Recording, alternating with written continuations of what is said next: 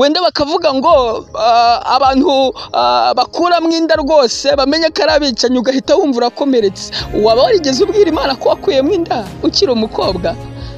Birashoboka kukomeretswa nabyo. Yego nibyo, hari igihe bavuga ngo abantu basore bateye inda rwose ntibakurikirana abana babo bakabata bagasiga abakobwa mu mazi abira ari bonyine, bamenye ko rwose batazahinguka imbere y'Imana. Birashoboka ko babivuga uri muri korari ugahita wumva ugize igikomere. Yes, waba warigeze gutera inda ntiwite ku mukobwa wateye inda umwana ukamureka gutyo, icyo ni igikomere ntabwo kizakira nimba utatuje akanwa kawe. Ubwira Imana ngo nacumuye kuri wowe, cumura no ku mukobwa nateye inda. Ubwira Imana ngo nacumuye kuri wowe, cumura no ku babyeyi banjye. Ubwira Imana ngo nacumuye kuri wowe, cumura no ku nshuti zanjye. Uyibwira ngo ndumva ntagikwiye kwitwa umwana wawe, ariko nkeneye imbabazi zawe. Haleluya. Muririmbyi yaravuze ngo nuko ngihamagara ngo imbabazi ze ziritaba, ngo ntaragira icyo mvuga ngo zirampobera. Haleluya. Nguti ngwino usange mwana wanjye, ngo ndakubabariye. Reka Imana ikubabarire, wakira imbabazi z'Imana. Ariko najya nkubwira ngo ntabwo uzigera uzibona igihe cyose utabumbuye akanwa ubwira Imana ngo mbabarira.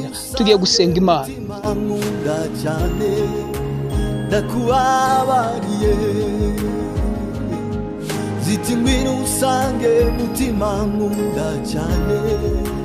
Ndakubabariye.